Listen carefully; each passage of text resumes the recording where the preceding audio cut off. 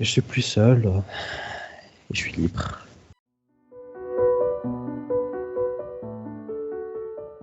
Le malheur n'est jamais pur, pas plus que le bonheur.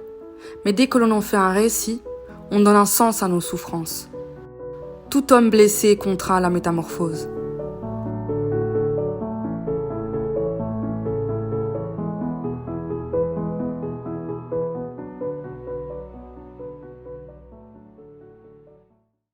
Mes parents sont venus dans ma chambre, où on m'a fait m'asseoir sur mon lit, là, on m'a dit « Est-ce que tu es homosexuel ?» Je réponds ni par oui ni par non. Ma mère dit « Si tu n'as pas répondu ni par oui ni par non, ça veut dire que c'est oui. » Mon père se lève, il ramène une valise, il me dit « Tu fais tes affaires et tu t'en vas. » Là, je t'avoue, j'ai eu le sourire, parce que je me dis là où je vais aller, ça va être mieux qu'ici, de toute façon. Hein. Du coup, je fais mes valises, je sors, j'ai pour plan, j'ai 16 ans, je me souviens, j'ai 16 ans à ce moment-là. Je me dis, je vais aller vers la police, il y a quelque chose qui va se passer, mais je sais pas ce qui va se passer, peut-être on va me mettre dans un orphelinat, peut-être qu'il y a quelque chose qui va se passer, je sais pas. Je vais vers la police, je suis en chemin vers la police, il y a mon père et ma mère qui reviennent en voiture, et ils me ramènent dans la voiture, ils me ramènent à la maison, mon père me prend entre quatre murs, et là il me tabasse, mais plus qu'il me tabassait auparavant, plus qu'il me tabassait. Il m'avait mis un coup de poing au visage, il m'avait éclaté la lèvre, je suis tombé au sol, il m'a donné des coups de pied au sol. Et je t'avoue, à ce moment-là, je m'étais pas défendu, je n'avais pas levé les mains. D'un côté parce que j'étais tétanisé, et d'un côté parce que je me disais, s'il me tue maintenant, je préférais mourir. Et au final, il y a ma mère qui lui dit d'arrêter parce que c'en est assez, parce que voilà, elle estime qu'il a vidé ses nerfs. Et je découvre après, il y a longtemps, que c'était ma mère qui lui avait dit qu'il fallait revenir reprendre le petit, hein, parce que la décision de me jeter dehors, c'était la sienne apparemment, et pas celle de ma mère. Et du coup, il lui dit non, faut revenir, faut le trouver. Et là, je reste au sol pendant un moment. Je crache du sang, j'ai la lèvre qui commence à enfler, j'ai un œil au beurre noir le lendemain. Je dis que je me suis juste bagarré dehors avec des amis, ça a mal tourné, puis voilà, personne ne pose de questions. Et puis voilà, c'est tout. Il m'a tabassé, je préférais mourir à ce moment-là, il me tabasse. Et je me dis ça va s'arrêter, et là je réalise ça va pas s'arrêter, je vais peut-être mourir ici, je m'en fiche. Je suis au sol, je suis au coin, je suis au sol, et là il m'avait mis il y avait l'armoire, très grande armoire, et il y avait entre l'armoire et le coin de la chambre un petit espace. Il m'avait mis dans cet petit espace pour que je bouge pas, je sais pas vraiment ce qui s'est passé. Mais voilà, il m'avait mis tellement de coups de poing au visage, au ventre. Il m'avait aujourd'hui, je commence à faire du sport, je me rends compte qu'il y a mon épaule gauche qui fait mal quand je fais quoi que ce soit. Je réalise que c'est à cause de ça, qui m'avait déboîté l'épaule. Quand je fais des squats, je réalise que j'ai aussi le genou gauche qui fait mal, parce qu'il m'avait donné un coup de pied au genou et que ça avait un peu tordu du côté là. Ça fait pas mal quand je marche. Donc il y a des séquelles quoi de tout ça. Ah, il y a des séquelles. Ouais. Donc là on est reparti un peu en arrière puisque tu dis que t'as encore 16 ans, donc il y a eu la thérapie de conversion, ces événements-là quand t'as 16 ans, Je réalise j'en ai vécu des choses. Hein. Oui. Ah oui, tu vois là c'est ce genre de choses, ce genre de souvenirs, j'y ai pas accès. C'est que quand puisque là j'ai étape par étape, tu vois, c'est des souvenirs qui reviennent. Mais j'y pense, c'est pas que j'y pense pas, c'est que quand je pense à mes 16 ans, 15 ans, j'ai presque aucun souvenir. Aucun. Ouais, ça se comprend, quoi. Par rapport à ton orientation sexuelle, est-ce qu'il se passe d'autres choses Il y avait une conversation téléphonique avec mon père, parce que ma mère accuse un autre membre de la famille de sorcellerie, un membre de la famille que j'aimais bien. Et c'est à ce moment-là qu'il y a encore plus d'exorcisme. Il y a une conversation avec mon père au téléphone, parce que ma mère avait appelé mon père pour lui dire de plus jamais parler avec ce membre de la famille. Moi, ça me fait du mal parce que ce membre de la famille-là, j'ai grandi avec. Quand j'étais né, elle avait 15 ans. aujourd'hui, c'est la trentaine, mais et j'ai grandi avec, c'est elle qui me faisait du babysitting. Et voilà. Moi je pleure, hein, j'ai pas envie qu'on discute pas, j'ai pas envie de couper le lien comme ça parce que ma mère pense qu'elle a encore une fois été ensorcelée par quelqu'un. Puisqu'il y a eu beaucoup de fois, hein, il y a eu tellement de fois. Et mon père me dit, moi je cherche à vous construire un avenir. Et toi, alors il m'a dit, Mazet Tfetchalchmaj. Je sais pas comment on le traduire en arabe. Tu cherches du péché, quelque chose du genre. Et là, je suis en pleurs, et je lui dis, je suis comme ça, c'est moi, ça a changé. Et là, il est silencieux, il veut pas parler. Et ça rebondit rapidement sur le membre de la famille. Il me dit, je t'ai demandé juste de plus leur parler, je t'ai pas demandé de les tuer. Et pourquoi il veut plus que tu leur parles? Parce que ma mère lui a dit, c'est tout. C'était un membre de la famille de la famille de ma mère, pas de la famille de mon père. D'accord. Alors la famille de mon père, on leur parlait déjà plus. Hein. Et je finis par plus jamais leur parler. Et là, on est isolé. Il y a que ma famille, la famille proche. Là, ma mère, mon père, mes frères, ma sœur. Voilà, c'est tout. Et ton père qui est pas toujours chez vous puisqu'il a une double vie. Personne n'est plus présent. Et puis voilà, c'est le seul événement qui me revient. Et toi, par ailleurs, tu la vis ton homosexualité en secret ou non. C'était, alors, il y avait Facebook, parce que j'avais pas encore découvert d'autres applications, j'avais pas de téléphone. Il y avait Facebook, et j'y allais, tu vois, j'avais un petit peu d'argent pour prendre le bus pour aller au lycée. Et j'essayais, en fait, d'aller au lycée à pied, qui était très loin, pour économiser cet argent qui me restait, pour avoir 25 minutes, 20 minutes devant un PC au cybercafé. Et c'est là que j'ai rencontré des personnes encore pas commodes, alors j'avais rencontré un type de 35 ans qui voulait que je vienne vivre avec lui. Moi qui ai 15 ans, je me dis oui, pourquoi pas, hein, ça va me sortir d'ici, voilà.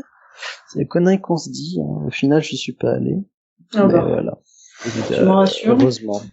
Et c'est tout, voilà. L'homosexualité, j'ai vraiment commencé à vivre à 19 ans, par rapport pour rebondir sur les 19 ans.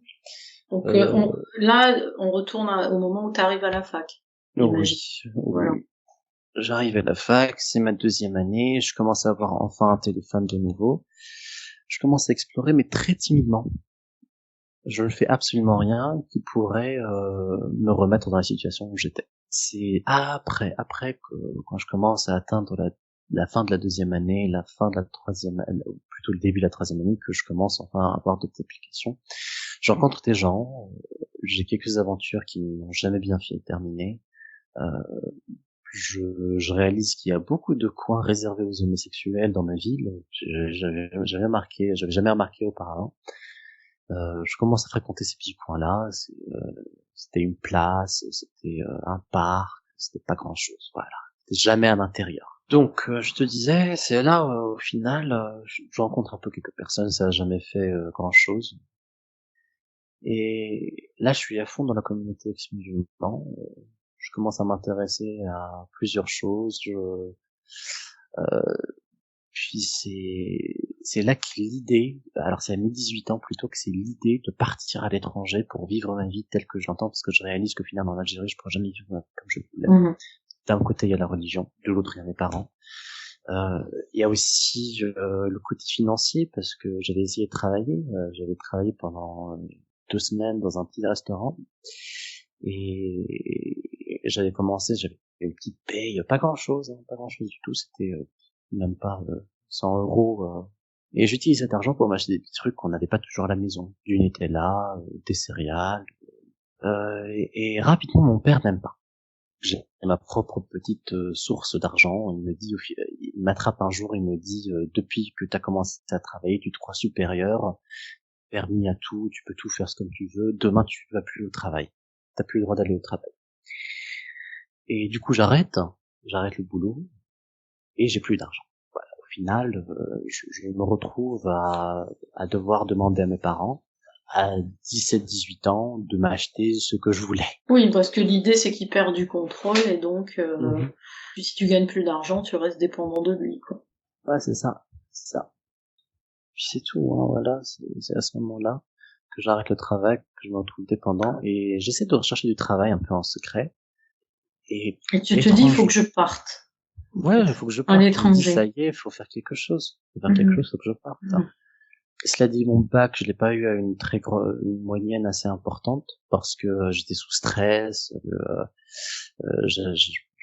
j'avais, voilà, j'étais sous stress, je pouvais pas bien étudier, je dormais très très peu. Et avec le bac, plus le bac approchait, plus je dormais moins. Alors je me souviens de dormir à 2 heures du matin, de me réveiller à 4 heures du matin, pour reprendre les études. Et au final, j'ai mon bac à une moyenne qui n'est pas très haute. J'accède à l'université. À ce moment-là, je me dis, je vais aller à une autre université, je vais à une université assez éloignée. Et directement, dès que je parle de ce sujet, ma mère, elle dit non. Mon père, il dit non. Ils disent, alors j'allais à l'université à Tizi Ouzou. Ils m'ont dit, on sait pourquoi tu veux aller là-bas. Il n'ira jamais. Tu peux l'oublier. Alors mon père, il avait cette idée, cette phrase qu'il disait tout le temps. Il dit, Naher Marask. C'est-à-dire, n'y pense plus. Enlève-toi ça de la tête, quoi. Oui, c'est ça. Et du coup, finalement, j'accède à l'université qui est juste à côté de chez moi. Mais genre, juste à côté. Là, je commence à trouver un peu plus de liberté parce que mon père, il s'en va un peu. Ma mère découvre qu'il la trompe. Un jour, il fait ses bagages. Après une grosse dispute, il fait ses bagages. Il descend les escaliers. Ma mère le poursuit. Non, mais il a une deuxième femme parce que oui. il la trompe. Il Oui. la trompe. Ouais. Alors attends, il la trompe avec sa deuxième femme ou c'est quoi le Oui. Ça correspond au moment où le taxi il a déballé le truc, d'accord. Et ma mère, je vois qu'elle commence à faire des efforts immenses pour son apparence, parce qu'une meuf de 29 ans, 50 ans à ce moment-là. Du coup, elle va chez les esthéticiennes, elle se fait du botox au visage, commence à s'occuper d'elle un peu plus. Pour le refaire revenir ou pour elle-même? Pour le refaire revenir. Pour le refaire revenir. Et elle s'achète des vêtements un peu plus osés, qu'elle porte à la maison. Dès qu'il arrive, à un moment, je me souviens d'une période très spécifique où elle se fait extrêmement belle. Elle porte des vêtements très osés. Pour une fois, j'étais un peu surpris, moi, de la voir comme ça. Pas super osé, mais très osé quand même. Et quand il arrive, il veut pas la regarder. Elle veut lui faire un câlin, il se retire. Là, elle est en colère. Elle lui crie au visage. Il lui dit, tu me cries au visage. Il souhaite la frapper sur le moment, hein, je l'ai vu. Moi, je me range dans ma chambre parce que j'ai pas envie d'y assister, parce que je sais que à ce moment-là, j'avais perdu toute foi en mes parents. J'avais plus envie de défendre qui que ce soit parce que je réalisais un peu, dès qu'il y avait une petite dispute, je me mettais entre les deux et je finissais par prendre tous les coups. Du coup, ma mère l'insulte, mon père l'insulte aussi, il fait ses bagages, il descend les escaliers. Elle le poursuit sur les escaliers. Il y a mon oncle qui est à la maison aussi. Il est rentré du travail en après-midi, pas le matin, pas la nuit. Il fait ses bagages, alors qu'il vient d'arriver. Il reprend ses affaires, il fait ses bagages les trucs qu'il a laissés à la maison. Il descend les escaliers, elle le poursuit et lui dit, si tu rentres pas tout de suite, je te divorce. Et elle rentre pas, il lui dit, il fait son petit, il dit 3, 2, 1, et là il crie, tu es divorcé. Oui, ce qui est en islam, voilà quoi. Mais il faut qu'il le dise 3 fois. Oui, il l'a dit 3 fois. Il l'a dit 3 fois, oui. Comme, je sais plus c'était quoi ce film Beetlejuice là, si tu le dis un certain nombre de fois, ça se réalise quoi. Donc voilà, dis 3 fois tu es divorcé, et ben ça y est, c'est vrai. Oui. Et il s'en va. Mon oncle le poursuit dehors, il monte dans la voiture, il dispute pendant un certain temps, je regarde la fenêtre. Mon oncle rentre, j'ai pas envie de voir ma mère, je reste dans ma chambre. Elle pleure, ma tante arrive, il y a la grande conversation de ce qui va se passer maintenant. Ils finissent par divorcer. Mon père nous présente rapidement sa nouvelle femme. Ma mère ne veut pas qu'on ait de contact avec elle, ce qui crée beaucoup de problèmes. Tu vois, c'est une personne qu'on aime, on a envie de dire bonjour, bonsoir. Ma mère nous dit ne la regardez même pas, ne lui parlez pas, ne lui faites rien. Voilà, ignorez son existence. Du coup, voilà, on essaie d'ignorer son existence un peu.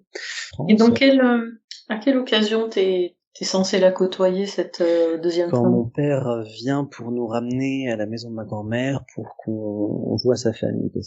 Après, c'est oui, je suis d'accord un peu avec lui sur ce point-là. C'est ma mère nous avait éloignés de tout membre de la famille avec qui elle n'était pas d'accord, que ce soit la famille de mon père en général, ou les membres de sa famille à elle-même qui n'étaient pas d'accord avec elle, que ce soit sur un point ou un autre. Ma mère, elle avait beaucoup de sœurs et beaucoup de frères également.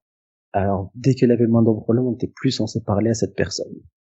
C'est là que commence, je commence un peu à souffler parce que là, il n'est plus présent du tout. Il a 2 jours, 3 jours, et puis il s'en va. Et ça continue comme ça, en fait. Ça continue. Moi, je lui parle par rapport à Campus France. Il dit qu'il est OK, qu'il est d'accord. Donc ça, c'est pour faire partie, Campus France, c'est le dispositif pour partir étudier à l'étranger. Alors, en France. Donc il dit qu'il est d'accord. Il dit qu'il est d'accord. Moi, je suis très content quand il dit qu'il est d'accord. Je suis super joyeux. J'essaie de garder mon calme avec lui parce que je sais que montrer la moindre émotion avec lui, ça va finir par ne fais pas ça, hein, t'es pas une femme. Faut pas rire, faut pas être joyeux, faut rien faire. Faut être de marbre devant lui. Et puis commence Campus France en général. Je fais le TCF, je suis pas accepté par aucune université au début, je le refais l'année prochaine.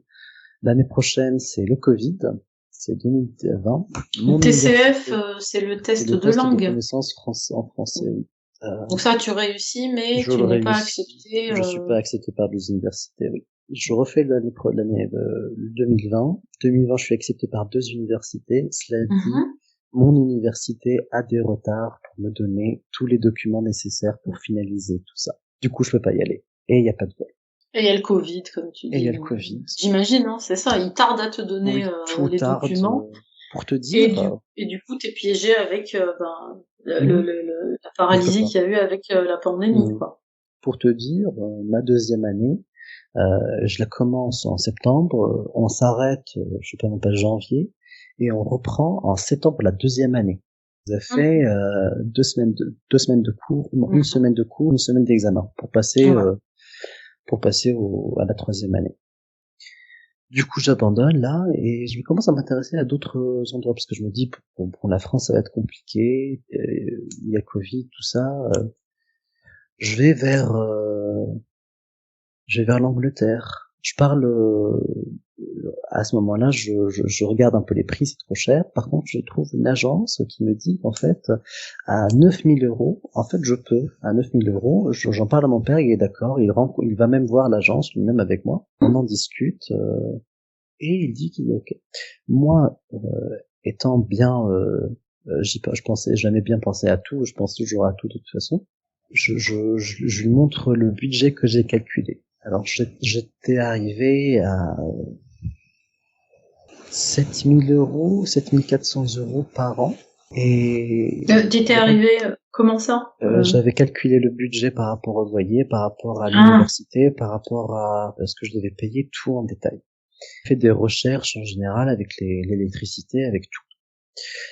Et il me dit, t'as ton budget là, je m'en fiche, moi je peux te donner 10 000 € d'un coup sans problème, par mois.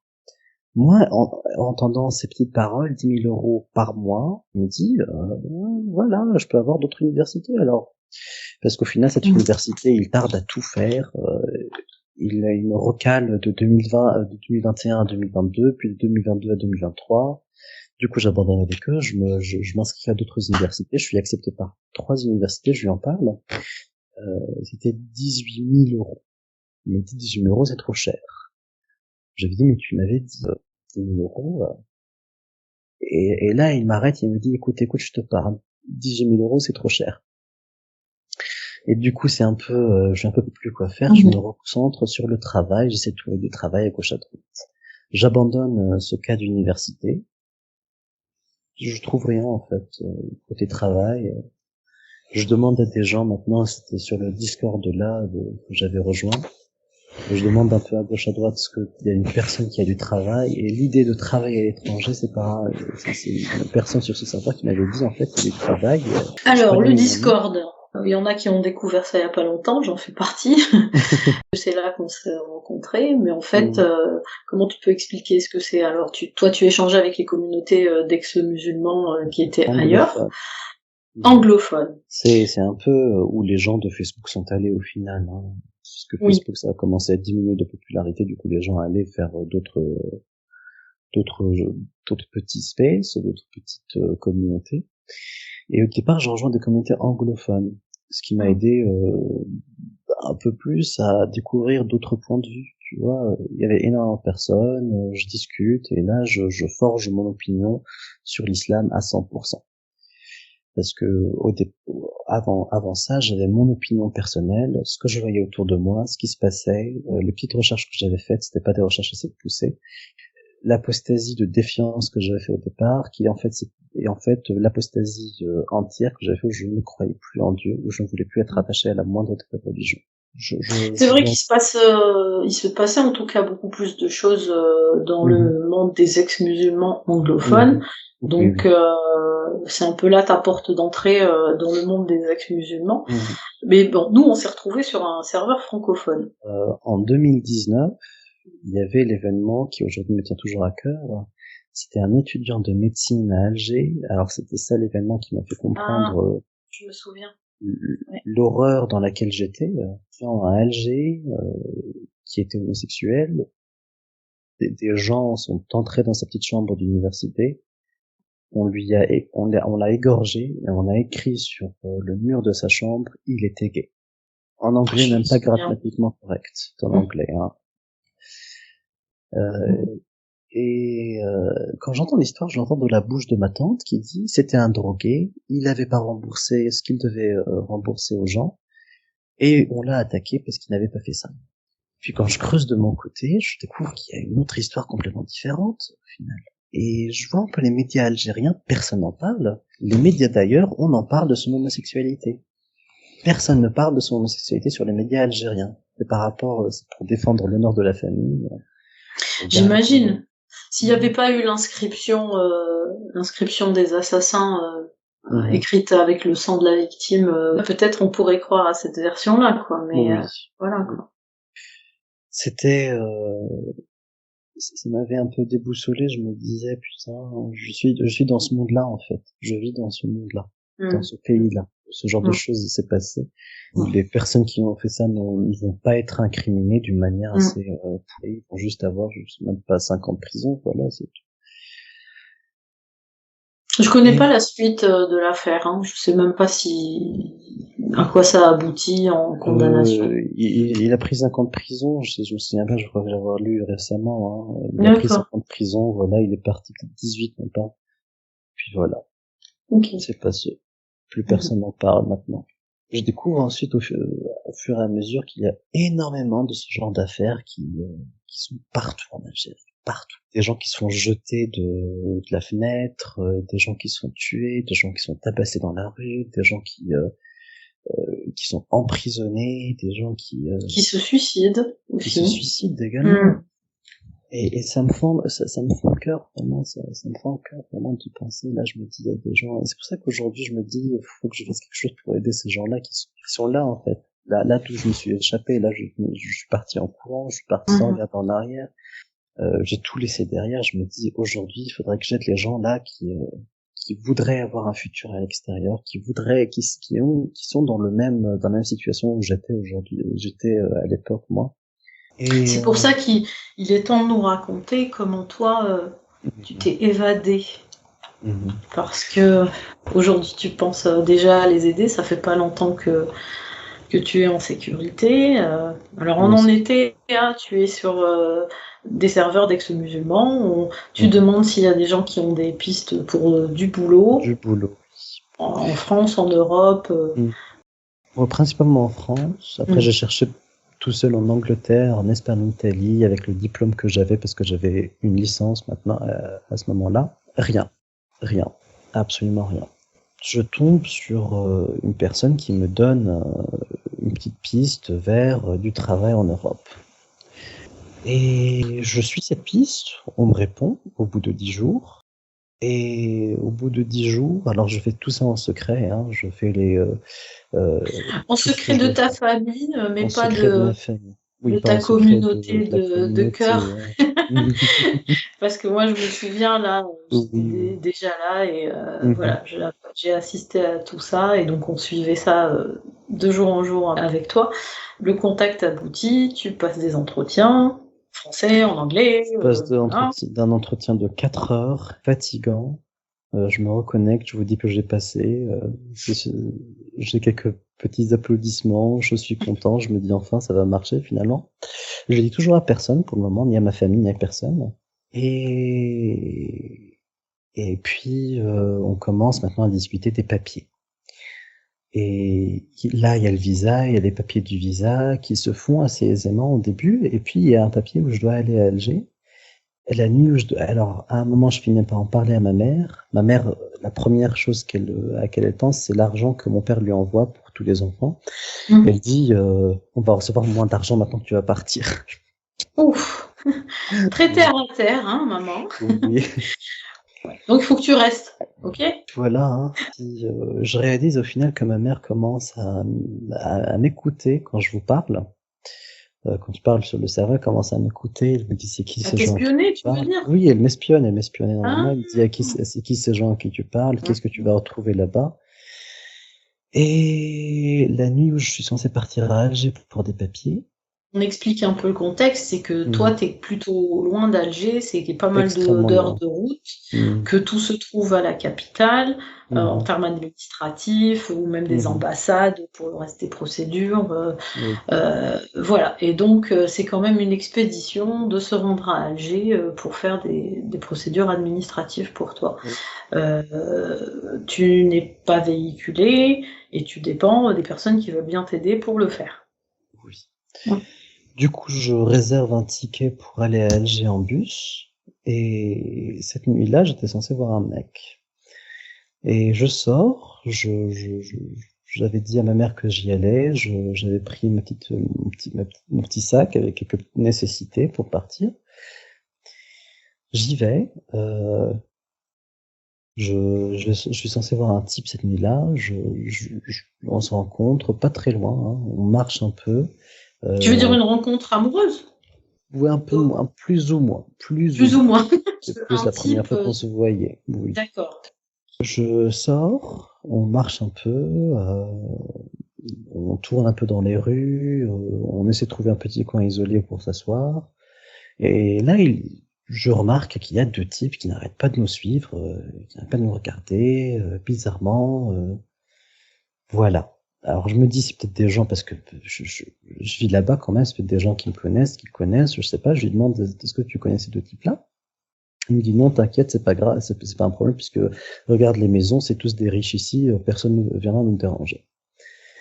Du coup, voilà, donc on se voit. Lui, il a un appel important parce qu'il doit rentrer chez lui, et moi je lui dis donc au revoir. En chemin pour rentrer chez moi, je me fais attaquer par ces deux types-là. Alors je me débat, oui, et on m'insulte d'insultes assez homophobes, que ce soit... j'ai même pas la force de les dire. On Oui, comprend. j'ai même pas la force de les dire. On Et t'attaque comment? oui, Ils sont oui, oui. combien? Deux types, hein, tu dis. Il y en a un qui Mhm. m'attrape de derrière, un autre qui vient au devant avec un couteau, qui me met le Mhm. couteau à la gorge. Moi, je pense directement au type là, qui se fait égorger. Je pensais pas sur le coup que que c'était un crime, bon, un crime c'est pas un crime dans le pays en même temps, mais c'était plus une attaque homophobe. Puis on me prend mon téléphone, on me poignarde, on me poignarde et me poignarde à la cuisse. Et sur le coup, je le sens pas, hein, je n'ai pas senti le couteau ni rentrer ni sortir. Mhm. Et du coup, on me prend mon téléphone, ils s'en vont, et je rentre à la maison, je lui dis, je dis à ma mère sur le chemin où j'allais au bus, on m'avait attaqué.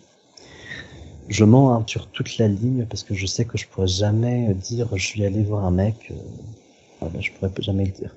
Et là, ça me met un gros frein sur une procédure pour partir à l'étranger. Et sur le coup, pendant une semaine, je fais une dépression immense, mais je me pousse à continuer. Attends, tu rentres chez toi, t'es blessé ou vous appelez les secours? Comment ça se Non, je passe? suis blessé. Je dis à ma mère, j'ai été poignardé. Elle fait sa petite crise pendant 2 minutes. Puis elle s'habille. Elle m'emmène à l'hôpital. À l'hôpital, on me demande qu'est-ce qui s'est passé. Je leur dis, j'ai été attaqué, on m'a volé mon téléphone. C'était un vol. Voilà, c'était une agression pour le vol. Et puis, il y a la police. On dépose plainte. Et puis voilà, sans rien n'en sort. Pas de nouvelles, pas du tout. Le téléphone, on l'a jamais retrouvé. Donc je me souviens que tout ça. Je me souviens que tout ça, c'était, on était en plein, avec toi en tout cas, en plein préparatif.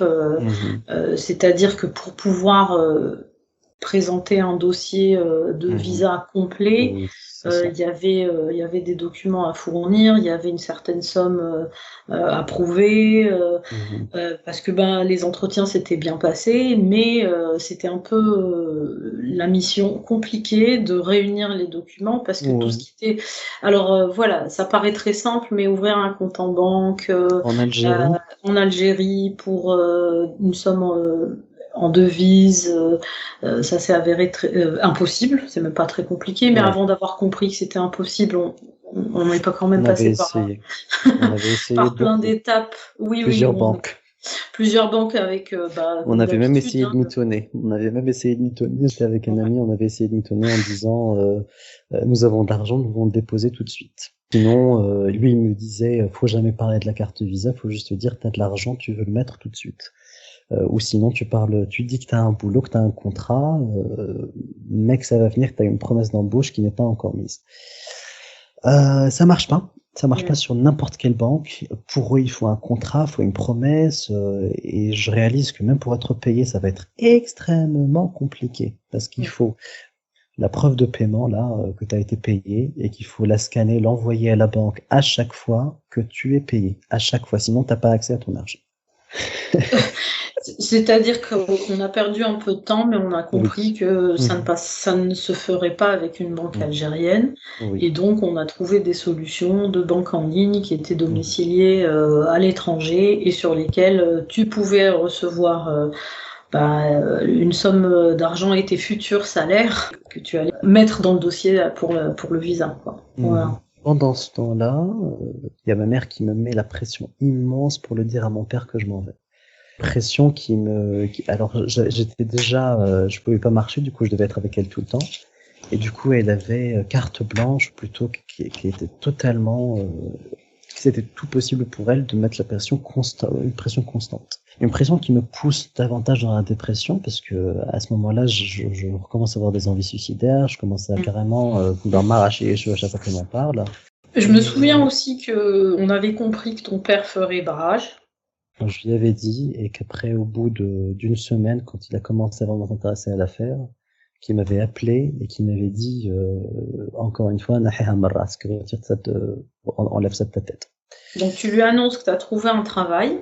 Oui. Et que tu as besoin d'aide pour le visa, et là il te dit non, tu pars pas. J'avais pas demandé de l'aide au final. Même pas? Non, parce que je savais qu'il allait pas m'aider, tu vois. On avait parlé de Campus France, on avait parlé des universités anglaises, il y avait aussi le Pays-Bas, il y avait tellement d'autres options pour moi, que s'il avait dit oui à simplement m'aider avec l'argent, c'était des sommes immenses, des 18 000 euros pour l'Angleterre. Après, c'était 10 000 euros à payer en tranchée de 2 000 euros. C'est pas une somme immense pour lui, parce que pour lui, c'est quelqu'un qui gagne d'argent. Et il y avait aussi retour à Campus France qui était 7 000 euros. Au final, voilà, c'est pas beaucoup. Mais il n'était pas d'accord, il était jamais d'accord pour rien du tout. Ou sinon, il me faisait marcher en me disant j'ai pas le temps, j'ai pas l'argent, t'attendras en juin, et quand t'es arrivé juin, il t'attend en septembre, quoi. Septembre, il dit en juin, voilà. Il me faisait marcher comme ça. Et toi, à un moment donné, tu craques, tu parles avec ta mère. Oui, je parle avec moi, je lui dis ça y est, j'ai trouvé un boulot. Il me dit ah bon, vraiment, ok. Elle est, ça va pour elle au départ, hein, c'est pas un problème. Après, quand elle a commencé à m'espionner, elle a commencé à avoir des doutes. Et ensuite, quand on est arrivé au moment où mon père l'apprend, ou plutôt qu'il voit Elle lui dit. Elle lui dit, oui, je découvre des messages, je t'avais dit, oui, je t'avais raconté, je découvre des messages où elle est carrément odieuse dessus. Au final, elle prenait les informations de mon côté pour le lui dire de l'autre. Donc, en fait, elle t'a amadoué en faisant celle qui était d'accord pour ton projet, pendant qu'elle remontait ton père contre toi et pour faire obstacle au projet, et tu as découvert ça dans les messages. Et du coup, mon père m'appelle, il me dit, retire ça de ta tête, lui dit qu'au final, tous mes frères et sœurs, tu vas les aider, il leur paye l'école privée, à savoir, l'école privée depuis la primaire. Moi, j'ai fait l'école publique tout le temps. Et comme je t'avais dit, il y avait plus du favoritisme de leur côté, plus que du mien. Et je lui dis tout ça, et il me dit, Makanj Snadelk. Et je lui dis, ok, il me dit, il y en a pas, il y a pas, attends ton tour, Snadelk. Oui, voilà, attends ton tour, et je lui dis, du coup, mon tour, il vient quand? Il me dit, je sais pas, ça viendra quand je voudrais que ça vienne. Et du coup, de mon côté, je lui dis cette phrase, je lui dis, j'ai 22 ans, si je veux partir, je pars, tu peux pas me faire un obstacle, j'ai la possibilité de partir sans ton accord. Et il me dit, si tu oses, alors à ce moment-là, il y a eu le service militaire qui commençait à faire pression, et du coup, il utilisait le service militaire pour me faire pression, quoi qu'il en soit. Et il me disait, si tu souhaites partir, tu pourras jamais quitter le pays sans mon feu vert. Et je me dis, oui, il peut faire ça. Et c'est là que je t'appelle, parce que je suis en détresse, je me souviens que c'était au volant. Et je sais plus ce que j'ai dit, je sais plus ce que j'ai fait. Moi, je sais que t'étais dans tous tes états, parce que, concrètement, il avait dit qu'il te laisserait pas partir. Voilà, il avait les moyens de te faire interpeller, avant de monter dans l'avion.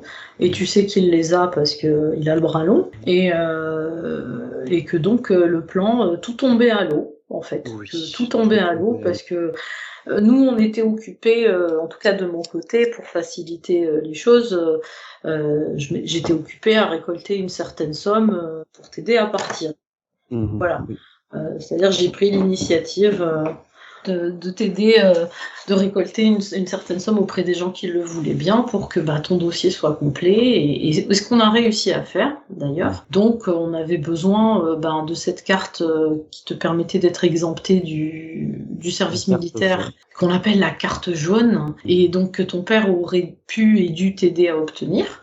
Sauf que là, concrètement, non seulement il refuse, et en plus, même si tu décidais de déserter, il aurait fait barrage, il aurait empêché que tu puisses prendre l'avion. Donc on en est là, tu es dans un état catastrophique. Moi, en tout cas, je me souviens avoir été très inquiète à ce moment-là. Et tu étais désespérée, et j'espérais que ça allait te passer un peu et qu'on pourrait reparler pour que tu reprennes là où on s'est arrêté et que tu trouves d'autres moyens. Voilà, je me souviens de ce jour-là. Oui. Et du coup, ayant vu les messages que ma mère a envoyés, j'appelle ma mère, je lui dis où est-ce que tu es, faudrait que tu rentres. Et du coup, elle rentre, et là je lui parle, je lui dis pourquoi est-ce que tu lui as dit ça, qu'est-ce qui se passe? Et elle prend directement la défensive, elle dit j'ai dit ça pour qu'il t'aide, moi j'ai plus d'emprise sur lui, il faut que je cherche une manière de l'amadouer. Donc l'amadouer en étant piétinant, oui. Voilà, c'est l'amadouer, c'est lui dire regarde, je suis à ton service. Puis il va sortir de la maison, il y aura plus aucun contrôle, j'ai perdu contrôle sur lui, vois ce que tu fais, ce genre de choses. Et moi sur le coup j'avais perdu totalement espoir, je savais plus quoi faire. Mais je lui avais dit à ma mère, soit tu m'aides à partir, soit je prends mes bagages tout de suite et je m'en vais, tu me reverras plus.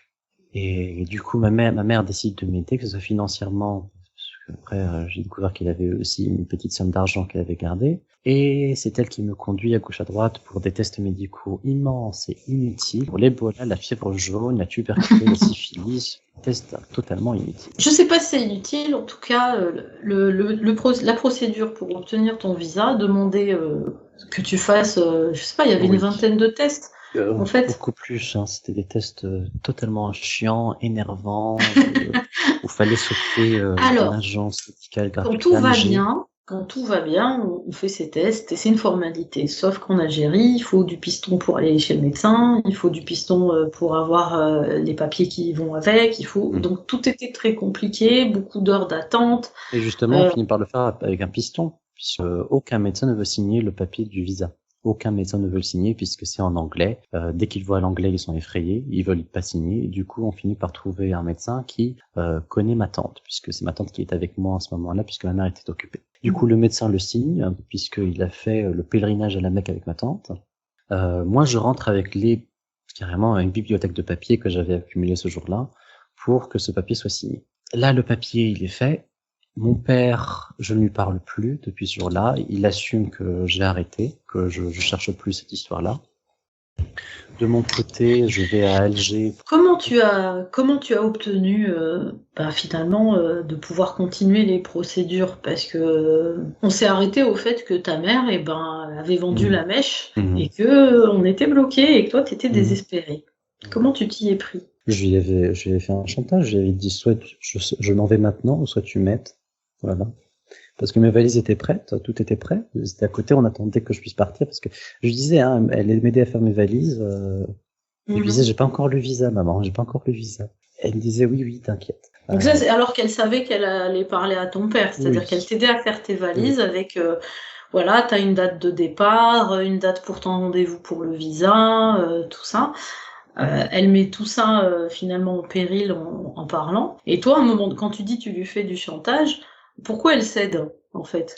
Aucune idée, peut-être parce que j'avais dit que j'allais partir et que j'étais déterminé, parce que je pleurais, je chialais, j'étais décidé. Je lui ai dit tu m'aides, ou je m'en vais. Ou sinon tu me reverras plus jamais. On se parle plus, et puis voilà. Elle a eu peur. Elle a eu peur, oui, elle a eu peur. Je me souviens que tu avais des idées très noires à ce moment-là. Oui, j'avais des idées très noires. Des idées très très très noires. Donc, parce que j'avais encore deux choix, hein. J'avais soit je m'en vais, soit je meurs au final. Je ne voulais plus. Que j'avais vu qu'il n'y avait aucun avenir, ni professionnel, ni personnel en Algérie. Il n'y avait aucune vie en Algérie. Moi j'avais peur ce jour-là que tu te foutes en l'air, hein. Franchement, ça m'a traversé l'esprit. Voilà, c'était ma crainte. J'espérais que tu passes ce tournant-là difficile et que le lendemain on puisse reprendre. J'avais vraiment peur que tu y restes. Alors je pense que ta mère a dû avoir la même peur. Si tu lui as pas dit clairement les choses, elle a peut-être compris que là c'était une question de vie ou de mort. En fait. Ouais. Puis elle a fini par comprendre. Hein. Aujourd'hui elle me dit avec ou sans moi, avec ou sans ton père, tu serais parti. Et c'est à cette période-là que ah oui, en fait, c'est fini, je vais à Alger, j'ai mon visa la semaine prochaine, et après, il y a les questions de l'avion. Parce que mon père, il avait reçu le billet d'avion qu'il m'avait forcé à lui envoyer. T'avais une première date de départ, puisque l'entreprise qui t'embauchait payait ton déplacement, et donc t'avais une première date de départ que ton père connaissait, en fait, puisque... Ça réveillait des souvenirs, Ouais. Et il connaissait la date de départ, il connaissait l'avion, il connaissait tout. Du coup, j'appelle l'entreprise et je leur dis, il me faut un autre billet d'avion parce que ce jour-là, je peux pas. C'est impossible pour moi d'y aller. Il me donne un autre avion et qui est un autre jour complet, différent. Complètement. Et après le jour où j'étais censé partir originellement, avant de changer ce billet d'avion, mon père appelle et je lui parle au téléphone, comme ça il comprend que... Que t'es pas parti. Voilà, il s'est assuré que t'étais pas parti. Oui. Moi je me souviens qu'à ce moment-là, on cherchait tous les moyens et on avait fait pour nous ce qui nous paraissait le plus dur, c'est-à-dire obtenir un visa pour que tu puisses partir légalement, en toute sécurité. On a réussi à récolter une somme grâce à la solidarité des personnes qui ont contribué. Les papiers étaient difficiles à rassembler, t'avais tout. C'est-à-dire que obtenir un visa, c'est le Graal. Et ça, tu l'avais obtenu. Et ce qui nous est tombé dessus, c'est ton père qui peut empêcher ça, quoi. On regardait tous les départs possibles. Alors je réalise qu'il y a que 3 aéroports internationaux en Algérie. Moi, je savais pas, je m'étais jamais posé la question de combien d'aéroports internationaux. Il y en avait que 3 qui faisaient la destination dont tu avais besoin en plus. C'était compliqué de s'y rendre. Donc voilà, vraiment on est passé par... c'était comme un film, en fait. T'es comme un film. Donc il vérifie que t'es pas parti, il est content, et toi tu t'en vas, c'est prévu, quoi, 2 jours après ou c'est quoi? 2 jours après, oui. 2 jours après, et il y a ma mère qui me dit toujours, il faut quand même le dire à ton père. Je lui dis, si jamais on lui dit, il va m'arrêter à l'aéroport, j'irai à la caserne, tu me reverras plus, et après que j'aurai fini la caserne, tu m'en verras plus non plus. On se reverra plus, on se parlera plus. J'irai où, n'importe où, sauf chez toi. On se reverra plus. Et du coup, puisque c'est un jour assez spécial, il n'y a ni taxi, ni bus, ni quoi que ce soit, c'est mon cousin qui me conduit à l'aéroport. Et c'est ce jour-là, en fait, là je me rends compte, quelqu'un qui part, généralement, ça dit au revoir à sa famille, c'est des câlins, on reviendra bientôt, ne t'inquiète pas. Moi, de mon côté, j'étais juste focalisé sur l'avion, le moment où je départ. Le moment où je monte dans l'avion, le moment où l'avion décolle. Voilà, c'était la dernière ligne droite, je mets mon passeport, je passe la douane, je lui donne mon passeport, et là, le type, il commence à voir son truc là sur son ordi. Moi, là, c'est le plus gros stress que j'ai eu de mon existence. Le plus gros stress de ma vie. Parce qu'on avait peur que ton père t'ait signalé et que tu sois recherché ou quelque chose comme ça, quoi, et que ça apparaisse sur l'ordinateur de la douane, quoi. Je me souviens que le vol, il était vers minuit. Il était vers minuit. Ouais, et qu'il fallait que tu roules pas mal d'heures, qu'on t'accompagne, qu'on te conduise pendant pas mal d'heures avant d'arriver pour le vol, et que ton père était dans le coin parce que c'était l'Aïd. En fait, nous on se disait, il est pas en ville, donc tu vas pouvoir t'évader tranquille. Sauf que ça tombe sur l'Aïd et que forcément c'est la visite de la famille, quoi. Oui. Et on a peur qu'il arrive le jour en nous disant faut qu'on aille voir votre grand-mère. Et finalement il n'est pas venu. Il n'est pas venu. Moi j'avais pour projet de dire je suis malade, je peux pas venir, voilà. Final, voilà.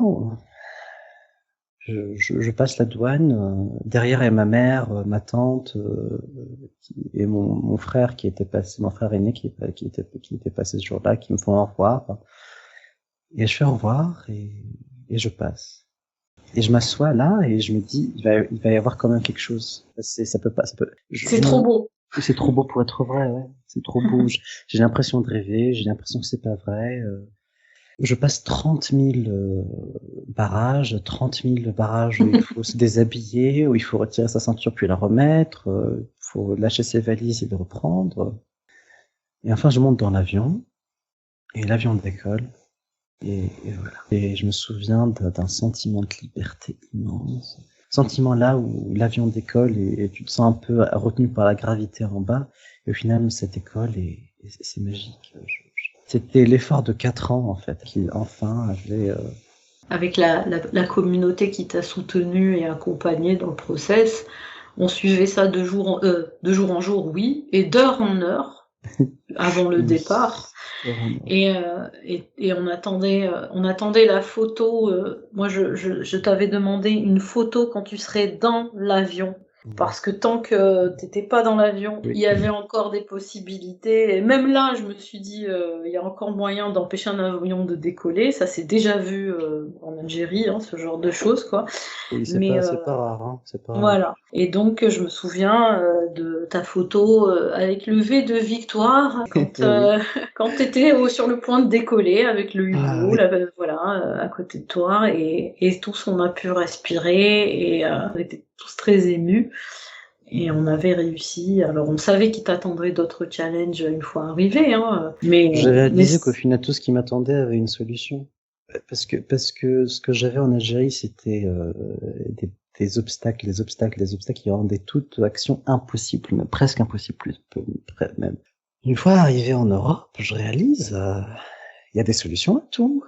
T'es jamais bloqué, quoi qu'il arrive, t'auras toujours une solution, t'auras toujours quelque chose, voilà, que ce soit pour papier, que ce soit pour la vie de tous les jours, il y a quelque chose.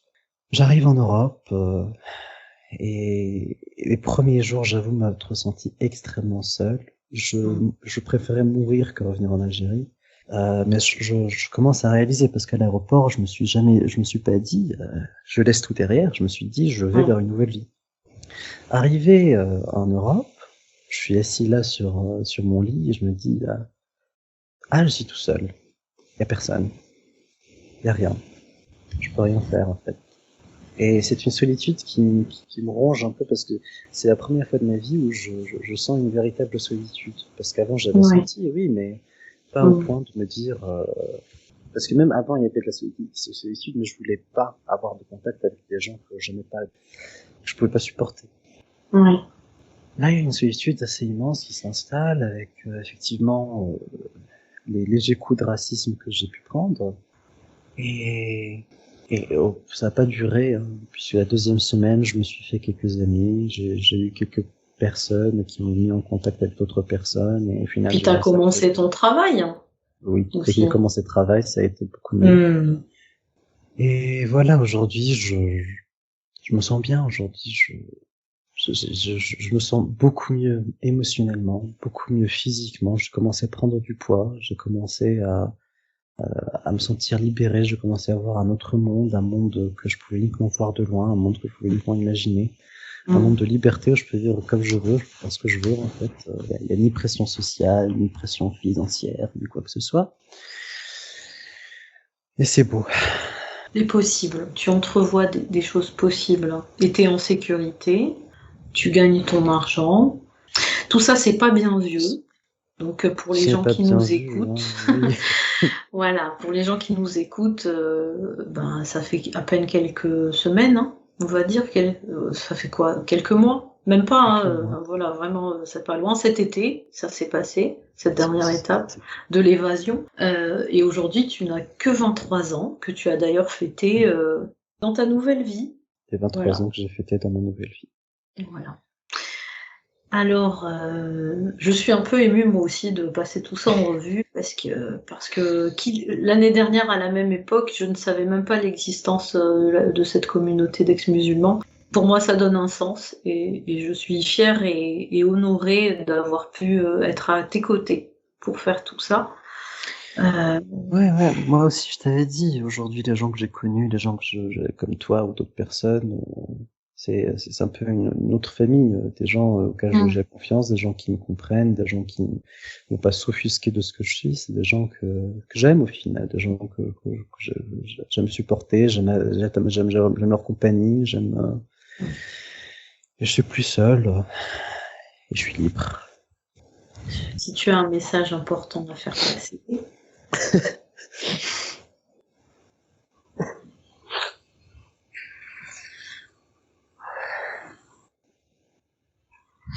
Aujourd'hui, ce que j'ai envie de dire, c'est plus par rapport aux personnes qui sont toujours dans l'environnement où j'étais. Je suis passé par plusieurs étapes, des étapes très noires. Aujourd'hui, je l'ai devant moi.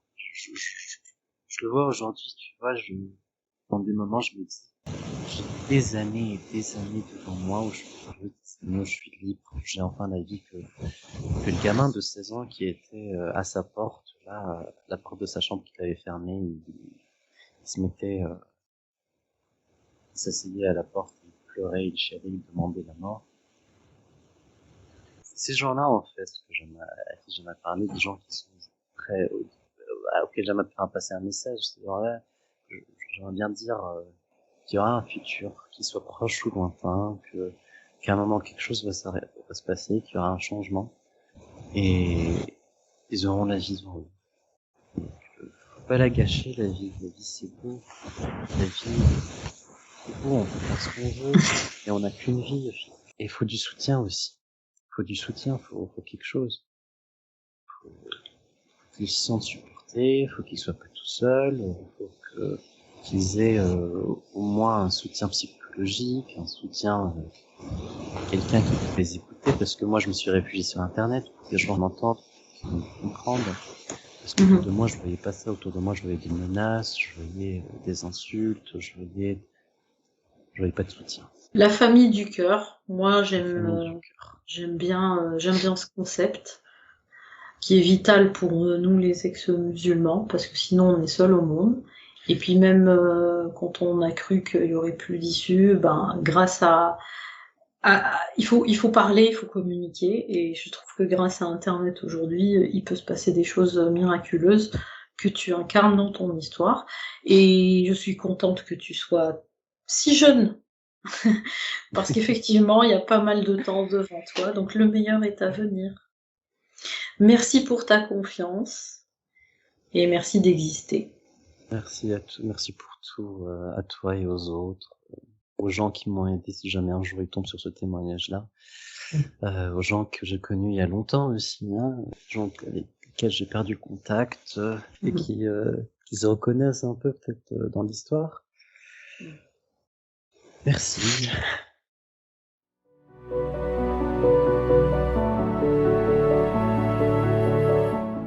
Nous ne sommes pas ce qui nous est arrivé, mais ce que nous avons décidé d'en faire.